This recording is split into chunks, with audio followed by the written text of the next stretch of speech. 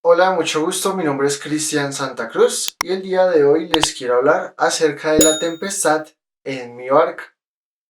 Y debemos entender que Jesús habló por medio de parábolas, pero también nos habla no solo por parábolas, sino por las cosas que le sucedieron a él y a sus discípulos cuando Jesús estuvo aquí en la tierra. Y ahora vamos a leer Mateo capítulo 8, versículo 23 al 24, dice lo siguiente. Y entrando él en la barca, sus discípulos le siguieron. Y he aquí que se levantó en el mar una tempestad tan grande que las olas cubrían la barca. Pero él dormía. Amén. Entonces aquí la Biblia nos muestra, por medio de esta circunstancia que le sucedió a Jesús, nos deja la enseñanza de que asimismo en nuestra vida se pueden levantar tempestades que nosotros no esperamos de un momento para otro, porque ellos estaban ahí normal. Cuando se subieron a la barca y se fueron a cruzar el mar, no había una tormenta, fue que se levantó de repente. Y dice que se levantó tal tormenta que el agua cubría las barcas, las olas entraban en la barca. Entonces, esto significa que estas circunstancias nos afectan. Pero también la Biblia muestra que Jesús estaba durmiendo. Y no es porque Jesús no haya sentido la tormenta, es porque Jesús descansaba en Dios. Y esto nos habla del reposo de Dios, que a pesar de tener una tormenta, debemos descansar en Dios, así como lo pudo hacer Jesús. Aunque sintamos que se levanta algo contra nosotros que no podemos controlar, porque precisamente esa tormenta muestra eso, que es algo que no estaba en manos de los discípulos. Asimismo hay cosas que no están en nuestras manos, pero se levantan contra nosotros, que puede ser una enfermedad, puede ser una crisis emocional, una crisis con la pareja, una crisis en el trabajo, cosas que se levantan que no están en nuestro control, pero aún así podemos como Jesús seguir descansando en Él. Y esto habla del reposo de Dios, habla de tener la confianza en Dios. Por eso la Biblia dice en Salmos capítulo 23, versículo 4 lo siguiente. Aunque ande en valle de sombra de muerte, no temeré mal alguno, porque tú estarás conmigo. Tu vara y tu callado me infundirán aliento. Amén. Entonces, habla de que aunque estemos en valle de sombra de muerte, o sea, aunque haya circunstancias que aún quisieran acabar con nuestra vida, no temeremos. ¿Por qué? Porque estaremos con Dios. Y esto solamente funciona cuando caminamos con Dios, cuando tenemos una vida donde le hemos entregado precisamente nuestra vida a Jesús y podemos caminar con Él, que aunque ande en valle de sombra de muerte, no temeré mal alguno. Entonces, por eso fue que Jesús pudo descansar en la barca. Y Mateo 8:25 dice lo siguiente. Y vinieron sus discípulos y le despertaron diciendo, Señor, sálvanos que perecemos. Amén. Entonces, esto Dios lo dejó ahí para que entendamos que cuando tenemos una crisis debemos atender la voz de Dios, oír su voz. ¿Y cómo oímos la voz de Dios? Buscándolo. Amén. Entonces, por eso, ante toda crisis, debemos buscar su guianza, debemos acudir a Jesús. Y esto quedó ahí para que entendamos eso, que nuestra primera opción siempre ante una circunstancia o una tempestad debe ser acudir a Jesús. Y la Biblia en Mateo 8:26 dice lo siguiente. Él les dijo, ¿por qué teméis, hombres de poca fe? Entonces, levantándose, reprendió a los vientos y al mar. Y se hizo grande bonanza. Entonces acá, primero podemos ver que Jesús identificó que les faltaba fe, por eso les dijo, hombres de poca fe, están temiendo, o sea, ¿por qué temen? Entonces, aquí la Biblia nos muestra que cuando no tenemos la suficiente fe en Dios, vamos a tener temor. Pero, ¿qué es tener temor? Tener temor es creer que esa circunstancia nos va a ganar. Tener temor es creer que esa enfermedad nos va a ganar. Tener temor es creer que ese pecado nos va a ganar. Tener temor es creer que la circunstancia en el trabajo es mayor que el Dios que yo tengo, que es Dios mismo. Entonces, por eso les dijo, ¿por qué temen? Entonces, cuando no tenemos fe, tenemos temor. temor de que Dios no tiene el control. Pero cuando tenemos fe, es todo lo contrario. Podemos creer que Dios tiene el control. Y por eso también podemos ver en la Biblia que Jesús o Dios mismo permitió otra tempestad sobre los discípulos. Pero en esta ocasión Jesús no estaba con ellos en la barca, sino que ellos se fueron adelante y la Biblia dice que Jesús se fue a un monte a orar. Y mientras él estaba orando, se levantó una tempestad sobre los discípulos allá en el mar. Y ellos en esta ocasión estaban sin Jesús. Pero la Biblia dice que Jesús fue a ellos caminando sobre las aguas. Y cuando lo vieron sus discípulos se espantaron, creyeron que era un fantasma, pero la Biblia dice que Pedro vio que era Jesús y le dijo a Jesús que mandara que él también caminara sobre las aguas y Pedro comenzó a caminar sobre las aguas. ¿Esto qué significa? Que el temor de Pedro en ese momento se acabó y él tuvo fe. Tuvo fe al ver a Jesús que él tenía control sobre las olas y sobre el mar, porque estaban agitados. Pero la Biblia dice que Pedro, al ver las olas, después de que estaba caminando sobre las aguas, y al ver cómo se movía todo el mar y que estaba caminando sobre las aguas, probablemente dejó de hacerlo y se puso a pensar eso. Y el temor vino a él, vino a él la duda y la Biblia dice que Pedro se comenzó a hundir y Jesús tuvo que ir a levantarlo. Amén. Y volvieron a la barca. Y esto que nos muestra que cuando no tenemos fe en Dios, nos podemos hundir. ¿Por qué? Porque le damos cabida al temor. Y el poder de Dios obra también cuando tenemos fe, precisamente. Y vamos a ver más adelante cómo es que podemos tener fe. Porque esta fe no es solo decir yo creo en Dios, sino también se refleja con nuestros actos.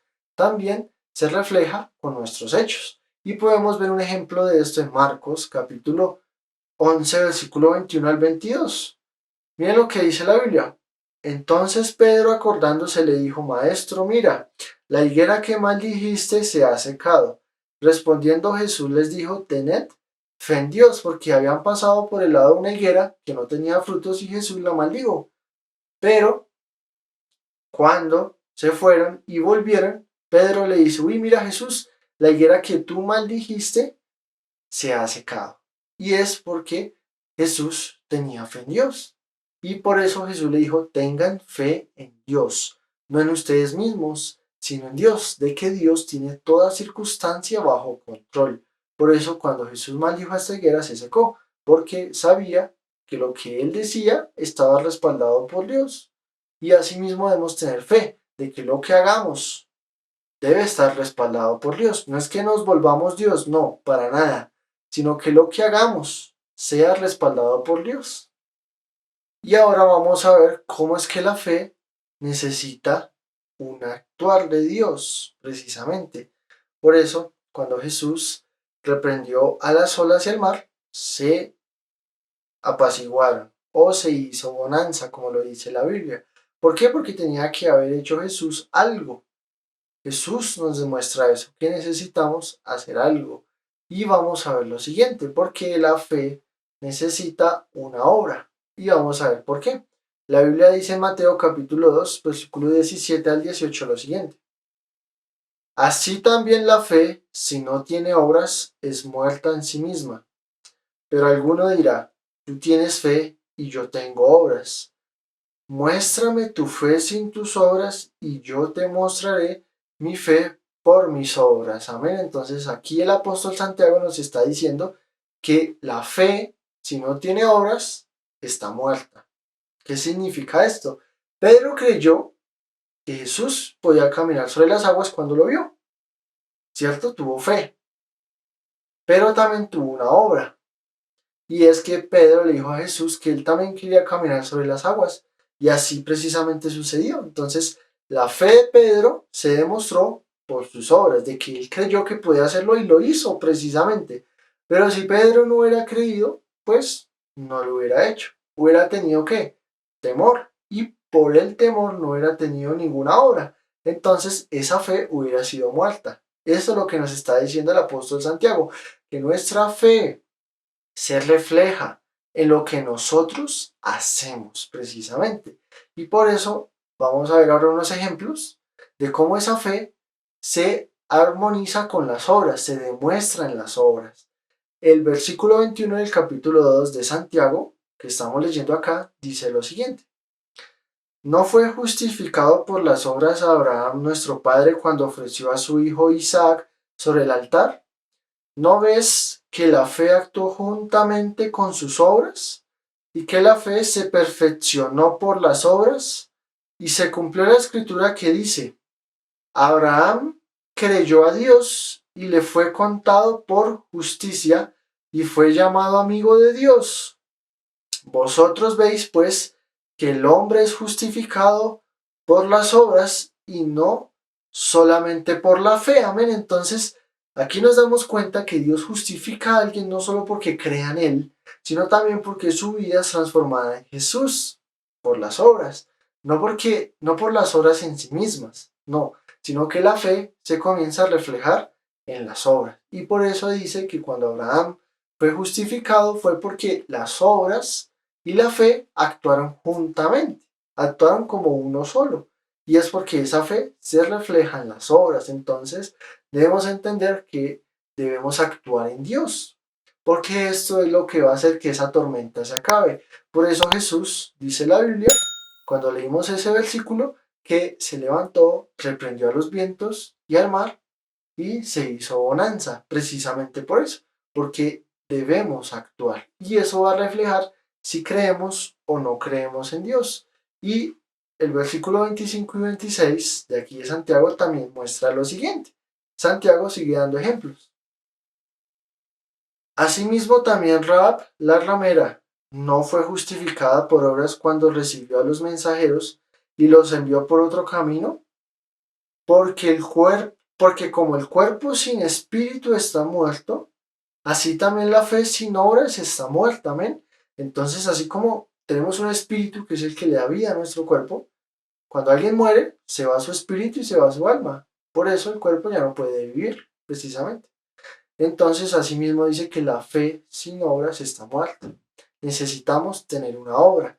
Y esto es porque si realmente tenemos fe, se va a reflejar en nuestra forma de actuar, precisamente ante una circunstancia. Si acudimos primero a Dios o si nos alejamos de Dios. Si acudimos es al médico o a otro en el sentido de poner la confianza en ellos, ahí estamos obrando mal. Pero es distinto cuando primero acudimos a Dios y ahí sí vamos a un médico, precisamente porque estamos poniendo nuestra confianza en Dios. Y segunda de Corintios capítulo 12, versículo 7 al 9 dice lo siguiente. Y para que la grandeza de las revelaciones no me exaltase desmedidamente, me fue dado un aguijón en mi carne, un mensajero de Satanás que me abofetee, para que no me enaltezca sobremanera.